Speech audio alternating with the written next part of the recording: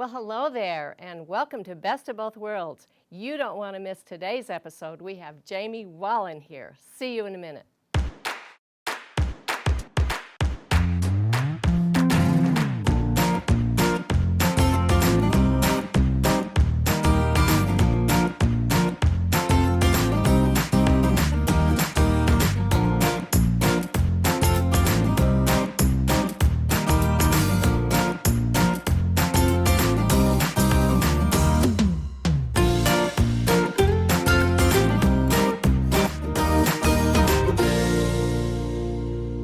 Welcome back. I'm glad you joined us. We have a special guest today, and that is Jaime Wallen. Hello. And we are so happy to have him here. I've been trying to get you for years, and you've been promising, and then here you are. Thank you. It's an honor to be here. Thank you for coming. He has some awesome stuff to show us. But first, I thought some of you may not know Jaime as well as I do, because I've known him for years. So, Jaime, tell us a little bit about you. Let me see. I am a ex-nurse who was burned out and who happened upon a long-arm quilting machine in a magazine about 21 years ago. Wow. And I actually drove and purchased the machine about 2 days later because all I could think was this is a giant art pencil. So I kind of always joke about coming in through the back door because I didn't come because of traditional quilts. I actually came because it was an art tool for me. So you weren't quilting before that, like No. piecing and stuff? No, Awesome. It actually was 2 years after I started long arming before I pieced my first quilt. That's cool. So, And now you have your own studio. yes, in Michigan City, Indiana. And so we're about 4 blocks from Lake Michigan, which I love. I can always just take a break and walk when I need to refresh my creativity and come back to the machine. Lots of quilters in that area too. Yes. And the name of your shop is? Quilters Apothecary. Okay. We always joke we're a prescription for a happy and healthy quilter. That's awesome. And you teach classes there? Absolutely. We Yeah. teach there, and like you, we travel all over the world and love it. We love shows. meeting other quilters, and watching those amazing lights go on for people is incredible. It's just, it feeds my soul. Well, you have a real unique style, and I'm so excited for you to show us that today. Thank you. So let's get started. Wonderful. Today what I wanted to show is actually a version of this sun that's in a corner. Now I could use this as a medallion in the center of a quilt if I wanted, like a whole cloth. But right now what I'm going to do is I'm going to show it from the corner out, starting with a circle and then the different rays and the shapes of the rays to come into some sort of art picture. In this case it's a little girl. And then also we have this one, which is with a giraffe. Same thing. We've just kind of taken it from the corner more towards the center. And the same thing. We're going to show exactly how to use different shapes. And then you can play with your own shapes to come up with your own form or sun or medallion that you want. It's kind of a recipe that you add your own ingredients to. A feathered sun. That is just beautiful. Isn't that great? Yes, I can't wait. All right. So right now, as you can see, what we already have is I've already chalked this out to give me a baseline. So when I do this, what I'm going to do is I'm going to use a circle, and you can use any size long arm circle that you want. I want to make sure that I have one that has a center registration. I go off to the corner, I put a dot right here to mark the center. And then I center my circle right on there. I go ahead and I chalk in that corner the actual chalk line for the circle. Then I'm going to move that aside. Now I know that that's where I'm going to quilt my circle line. I'm going to grab a ruler that has radiating line potential to draw. And this is the designer ruler. And what I'm going to do is it has radiating lines. I line it up and I chalk my first line through. I know that I want to have around this even partitions that are half, quarter, and eighth. So I go to my eighth line, which is my D, and I very simply start there. I keep the center right on that line, and then very simply I turn to the D line, I chalk a line. I don't worry so much about whether or not it's going to go out as far as I want. I can keep extending that line as I go. Turn it again to that line it up, I make sure this lines up with the center, and then I do my next line all the way around this way, and then I make sure to turn it, and I head from the line that we started with, and I go the opposite way, and I come around. Now, when we're done, we have these perfect radiating lines that will kind of accentuate the rays of our suns as we build it out when we actually quilt it. So now in the visual portion of the rays here, I'm going to go every other one, and I take my ruler and I line it up, and as you can see, I measured 2 3/4 and then 3 inches. So I put a little registration line here. And then on this next one, I'm going to go ahead and go out 7 inches and then 8 inches here.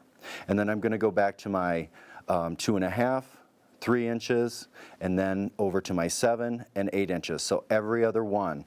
Now the reason we did that is because we're going to need that opposite every other one so that when we do our rays, we'll be able to connect them, and as you will see as we go through this. So now what I'm going to do is I'm going to bring over my circle, and we're going to quilt the inside of the sun. So now I am going to take my circle template, long arm circle, and line it up. Now I'm going to come back a little bit, about 1/4 of an inch from that line that I made, because we want to remember we have a 1/4 inch foot on our machine.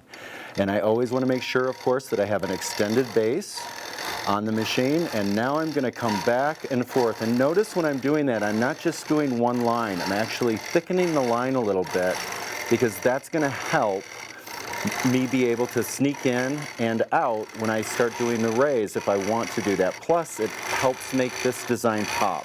This is one of those designs that's going to be a little bit more showy, so we want to make sure that they see the showiness.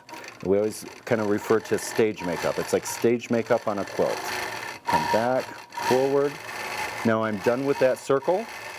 I'm going to pull the circle away, and now I'm very simply going to go in and I'm going to chalk my feathers inside the circle and then go ahead and quilt those. Okay, so what we have now is I went ahead and drew my feather fronds. The reason I went ahead and drew my feather fronds is because we are going to cut off at the beginning and at the end, so I want to see how they're naturally going to fall, so that way I don't have unnatural feathers coming off the quilt in my design. I'm going to bring this down, and now I'm going to go ahead and come up, and I'm going to do some basic hump bump feathers, or over the top, whatever you want to refer to them as. Swing around, back, over, and I'm going to come all the way up and fill those feathers in all the way to the end. Hump, bump, swing around, hump, bump, swing around. And I'm not so concerned that I hit each one of those feathers perfect with the chalk line, because they don't know what your intention was once you quilt it. The chalk is going to wipe right away. So now we have this done. My next portion is going to be, I could go in here and put curved crosshatch. You could put filler in here. You could put whatever you want. That part's your baby crying. You choose whatever you want to do in there. What I'm going to do now is I'm going to come out here and I'm going to focus on the rays of the sun. So now what I'm going to do is I'm going to use a curved ruler, and I'm going to come up and meet those points that we made with the pencil lines, the registration lines. I'm going to come up. And again, we want to take into account our 1/4 inch hopping foot. So I'm going to come around. Now that's coming off the edge of the quilt, but that's fine. I'm going to connect there, and then I'm going to go ahead and I'm going to turn the ruler. And now I'm going to take that line down to the next registration line, so we get that lovely ray. Come down, boom, stop there. I'm going to go on the inside again. I'm going to put that next one here. Come around, stop, turn my ruler, go right down into the point, come down, stop, turn my ruler, bring that behind. Again, remember, when you're working with the rulers, you want to make sure you have your extended base on.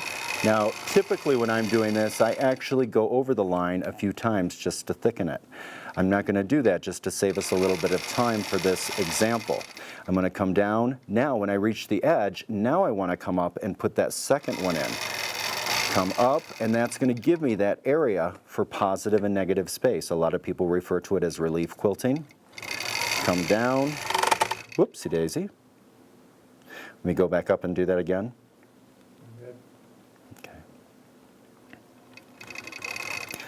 back off a little bit.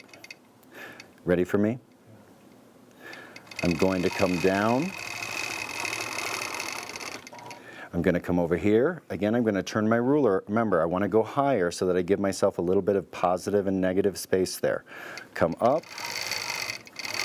Make sure to angle that to get my space. Turn the ruler again. Make sure to take into account my 1/4 inch foot, and I'm going to come down right in that base. Now I'm going to stop there. I'm going to turn the ruler again. Come up, and then I'm just going to slide it down there. I'm going to pull back so that now what you can see is I have this double line. Now I can also at this point go in here and fill in with some sort of triangle type medallion to fill that in, just like we saw on the giraffe quilt and the little girl quilt. So now the next thing we're going to do is we're going to extend these out so that we can keep going with our rays. And then you would continue to make this sun as big as you want. For the next section, I grabbed a bigger curve, so I'm going to come right up here to the tip again. And now what I'm going to do, before I do that, let me very quickly show you this. When I put that in, I'm going to invert the curve. So I'm going to come up, turn the ruler, come down, and go all the way around. As opposed to having this outer curve that we did on the first row, we'll have an inner curve. And that's going to give us a nice look for that decorative sun. So I'm going to come up, slide right into the tip of that previous one, put my ruler right there, and again we want to make sure to take into account that 1/4 inch foot, come right over, slide right up into that point. Now I'm going to slide my ruler, make sure that I'm about a 1/4 inch away from that tip. I can fuss with it just a little bit when I get down there if I need it to hit a little different. So now again, I'm going to go up here and line up with my 7-inch mark. Up, stop, turn, line it up so I'm about a 1/4 inch away. Come down, hit my tip, and then I'm going to slide up again. Now I'm just going to guesstimate since, again, we're not doing an exact full circle or a full medallion. So now what I'm going to do is I'm going to maneuver it up a little bit, keep it in the same space, but I'm going to give it a little bit of positive, negative space. So I'm going to come down, work my way down, right into the same spot. And now when I turn my ruler this way, again, now I'm going to come up to that 8-inch line, maneuver, and that's going to give me that wonderful positive, negative space. Turn my ruler, go right down into the tip, boom, come down, slide, stop, and then I'm going to come back up. Again, keeping in mind that 1/4 inch foot, and then I'm going to slide down, go down, give me that positive and negative. Now I'm going to pull away. And as you can see, what we can do if we wanted is we could keep extending this out to be as big as we want. So now you can see what we quickly built. We built this wonderful positive and negative space in. And here you can see that I actually rounded it and then went in and filled, so we have again that wonderful relief quilting. And in here, which would have been this spot up in the corner, I went ahead and put some lovely curved crosshatch. But again, you could use any of the fillers that you like to do. Any of your favorite fillers would be fine. But you can really make it really nice by putting something lovely like a nice lotus feather, so that you get a little bit more of a design, a little more decorative, a little more custom work. And so this, again, would be built out row by row, just like we have on this particular piece. And you can make it as large as you want to make it. It's a wonderful design to use rather in a corner or as a full medallion if you want to have it in a full medallion. Thank you so much, Jaime. I thought that was fascinating. Thank you. And I can see you really like to use those rulers. I love them. They're your rulers, so you can get those from Quilters Apothecary, Yes, right? yes, Yeah. absolutely.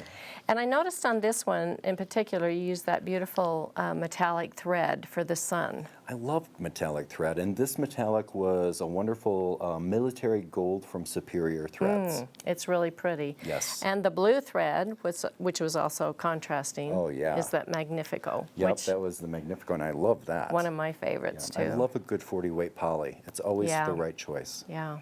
And the cotton poly batting from Hobbs is really cool. Oh, it felt It's really their good new to one. quilt. Yeah. And the texture it gives is wonderful. Well, I hope you'll come back and be on another show for us I would because love that to. was fascinating. Thank you, thank you. It was an honor. Thank you. A true honor. Thank you. Thank you. Join us next time. Thanks for watching.